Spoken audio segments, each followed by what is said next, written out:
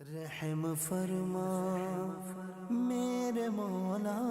قرآن کریم فرقان حمید کی جو آیہ مبارکہ میں نے آپ کے سامنے تلاوت کرنے کا شرف حاصل کیا، اس میں اللہ تبارک و تعالی نے کچھ احکامات ارشاد فرمائے۔ احکامات یعنی حکم کہ تم نے یہ کرنا ہے یا نہیں، تم نے یہ نہیں کرنا۔ عربی زبان میں امر کہا جاتا ہے اور نہیں کہا جاتا ہے۔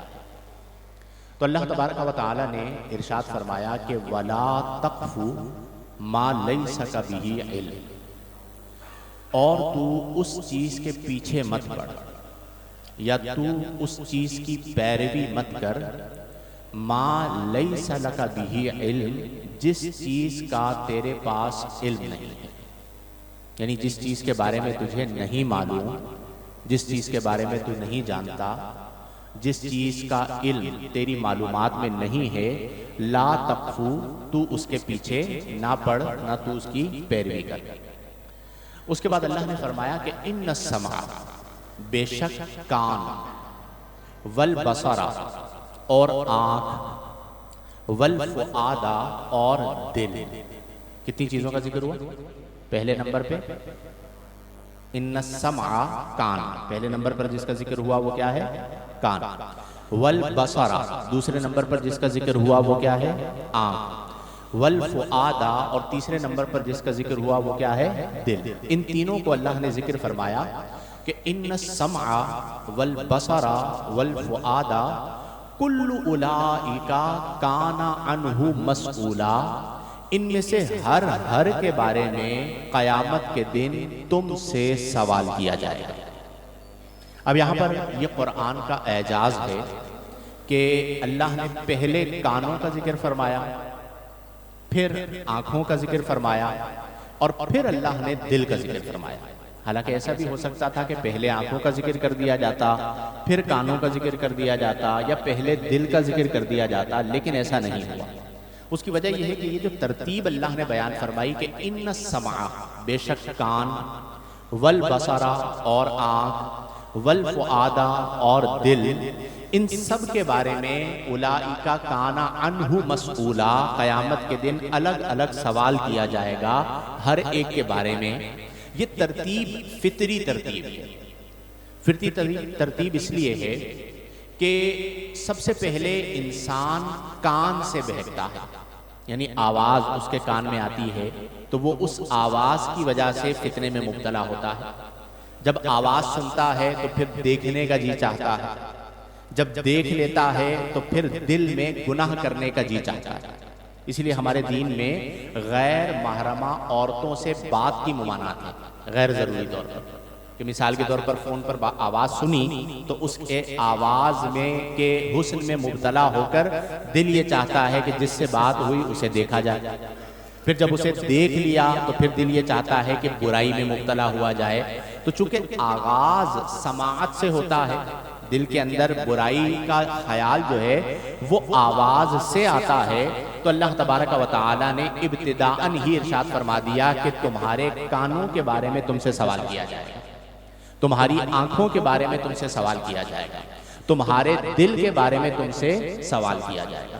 اسی لیے کئی ایسے مواقع ہیں جیسے زوجہ کو یہ حکم دیا گیا کہ وہ اپنے شوہر کے سامنے دوسری عورتوں کے حسن کو بیان نہ کرے، یعنی بیوی جو ہے وہ دوست سہیلی کی یا محلے والی کی یا کسی عورت کی تعریف اپنے شوہر کے سامنے نہ کرے۔ اس کی وجہ کیا ہے کہ وہ عورت سامنے موجود نہیں ہے، وہ تعریف بیان کرے گی تو وہ اس کے کانوں میں تعریف پہنچے گی، تو ہو سکتا ہے کہ اس کا دل اس عورت پر اٹک جائے، اور اس عورت پر دل اٹکنے کی بنا پر وہ فتنے میں مبتلا ہو جائے۔ اور آج کے دور میں تو خیر اس آیت کو سمجھنا بہت آسان ہے کہ سب سے پہلے جو آغاز ہوتا ہے، آپ نے دیکھا ہوگا آج کے دور میں نوجوان لڑکوں اور لڑکیوں کے درمیان جو فتنہ پایا جا رہا ہے، اس میں آغاز کہاں سے ہوتا ہے؟ کال سے۔ کال آئی تھی، کال پر بات ہوئی تھی، پھر وہ کال پر بات ہوتے ہوتے ویڈیو کال پر پہنچی، اور ویڈیو کال سے ہوتے ہوئے پھر اس کا اختتام گناہ پر ہوا، یا پھر دونوں طرفوں میں سے کسی ایک طرف کی بربادی پر ہوا۔ تو اللہ تبارک و تعالی نے ابتداءً ہی اس حوالے سے منع فرما دیا۔ اب اس آیہ مبارکہ کا جو پہلا حصہ ہے کہ وَلَا تَقْفُ مَا لَيْسَ كَ بِهِ عِلْمٍ، کہ تو اس چیز کی پیروی نہ کر یا تو اس چیز کے پیچھے نہ پڑ مَا لَيْسَ لَكَ بِهِ عِلْمٍ، جس چیز کا تجھے علم نہیں ہے۔ اس کا مطلب یہ ہوا کہ ہمارے دین میں ان تمام چیزوں سے منع کر دیا گیا جن میں شک پایا جاتا ہے، گمان پایا جاتا ہے۔ تو مومن کی جو زندگی ہوتی ہے وہ مشکوک زندگی نہیں ہوتی، وہ یقین والی زندگی ہوتی ہے، وہ مستحکم لائف ہوتی ہے کہ وہ جس چیز کا یقین رکھے اسے بیان کرے اور جس چیز کا یقین نہ رکھے اسے بیان۔ اسی لیے اس آیت کے تحت مفسرین کرام نے اس بات کو بیان فرمایا ہے کہ کسی پر الزام لگانا یا اسی طرح جھوٹی گواہی دینا۔ آج کل ہمارے ہاں یہ ہوتا ہے کہ ہمارا بھائی اگر غلطی پر بھی ہے اور ہمیں اپنے بھائی کو بچانا ہے تو ہم اپنے سگے بھائی کے حق میں جھوٹی گواہی دے دیتے ہیں، دوست کے حق میں جھوٹی گواہی دے دیتے ہیں۔ اب دنیا میں تو ہم یہ کر رہے ہیں، لیکن جب ہم کل قیامت کے دن اللہ کی بارگاہ میں پہنچیں گے تو ہم سے پوچھا جائے گا کہ تمہیں جس کے بارے میں علم نہ تھا تم نے اس کی گواہی کیوں دی؟ تمہیں جس چیز کے بارے میں نہیں پتا تھا تم اس معاملے کے بیچ میں کیوں پڑے؟ اور آج ہماری زندگیوں میں کئی ایسے معاملات ہوتے ہیں کہ جن میں صرف ہم دوستی نبھانے کے چکر میں، پڑوس کے معاملے کے اندر، رشتہ داری کے معاملے کے اندر ہم یہ نہیں دیکھتے کہ حق کیا ہے اور باطل کیا ہے، ہم یہ نہیں دیکھتے کہ ظلم کیا ہے اور عدل کیا ہے، ہم یہ نہیں دیکھتے کہ درست کیا ہے اور غیر درست کیا ہے، ہم یہ دیکھتے ہیں کہ بس یہ میرا تعلق والا ہے میں اس کو نکال دوں۔ اب آج دنیا کے اندر تو آپ نے اسے نکال بھی دیا، آپ نے اسے سپورٹ کر بھی دیا، کل قیامت کے دن جب اللہ تبارک و تعالی ہم سے یہ دریافت فرمائے گا کہ تمہیں اس کے بارے میں نہیں پتا تھا اور تم اس چیز کے اندر پڑے، اب جواب دو کیوں پڑے؟ تو کیا ہم یہ کہہ سکیں گے کہ چونکہ میرا دوست تھا مولا میں اس لیے پڑ گئے، چونکہ میرا بھائی تھا میں نے اس لیے اس کے حق میں جھوٹی گواہی دے دی، چونکہ میرا رشتہ دار تھا تو صرف اس بنا پر کہ میرا رشتہ دار ہے میں نے انہیں سپورٹ کر دیا اگرچہ وہ باطل پر تھا؟ تو کل قیامت کے دن اللہ تبارک و تعالی فرمائے گا کہ میں نے تمہیں دنیا میں حکم دیا تھا کہ تم نے بھائی کو دیکھنا ہے یا میرے حکم کو دیکھنا ہے؟ جب میں نے تمہیں یہ حکم دے دیا کہ وَلَا تَقْفُ مَا لَيْسَ لَكَ بِهِ عِلْمٍ، کہ جس چیز کا تمہیں علم نہ ہو تم اس کے پیچھے نہ پڑو، تو پھر تم اس کے پیچھے کیوں پڑے؟ اور کہیں ایسا نہ ہو کہ صرف اس ایک عمل کی وجہ سے ہم عذاب الہی کا شکار ہو جائیں۔ بعض اوقات ہم چیزوں کو بہت چھوٹا لے رہے ہوتے ہیں، بہت آسان لے رہے ہوتے ہیں، نارمل روٹین سمجھ رہے ہوتے ہیں کہ یہ تو روٹین کی بات ہے، ہمارا معاشرہ اس طرح چل رہا ہے۔ یہ یاد رکھیں کہ کل قیامت کے دن آپ یہ کہہ کر نہیں نکل سکتے کہ ہمارا معاشرہ ایسے چل رہا تھا، کل قیامت کے دن میں نے اور آپ نے اپنی ہر بات کا جواب دینا ہے۔ اسی لیے اللہ نے ابتداءً پہلے یہ حکم فرمایا اور پھر اس کے بعد فرمایا کہ ان السمع، بے شک سماعت، والبصر اور بینائی یعنی آنکھ، والفؤاد اور دل، کل اولئک کان عنہ مسئولا، ان میں سے ہر چیز کے بارے میں قیامت کے دن سوال کیا جائے گا۔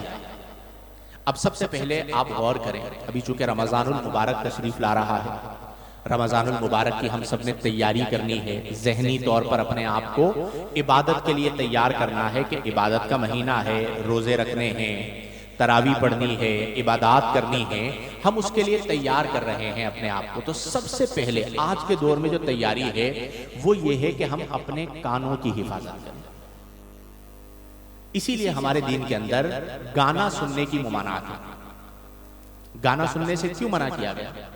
چونکہ گانا یعنی نغمہ اور میوزک یہ دل کے اندر نفاق کو پیدا کرتا ہے، منافقت کو بڑھاتا ہے، گناہ کی طرف میلان کا سبب بنتا ہے، لذت کا سبب بنتا ہے۔ اور آج کے دور کے اندر، پہلے زمانے میں بھی گانے ہوا کرتے تھے، شاعری ہوا کرتی تھی، شاعری کے پروگرامز ہوا کرتے تھے، لیکن آج کے دور میں گانا جتنا آگے بڑھ چکا ہے اس سے پہلے تاریخ کے اندر نہیں، چونکہ آج کے دور میں صرف ایسا نہیں کہ گانا سننا پایا جا رہا ہے، والبصرہ کا ذکر ہے، اب گانے کو فلمایا جا رہا ہے۔ اور آپ جانتے ہیں کہ آج کے دور میں کچھ مال حاصل کرنے کے لیے، شہرت حاصل کرنے کے لیے کچھ خواتین نے اپنی عزت و عصمت کی چادر کو اتار دیا، تار تار کر دیا ہے.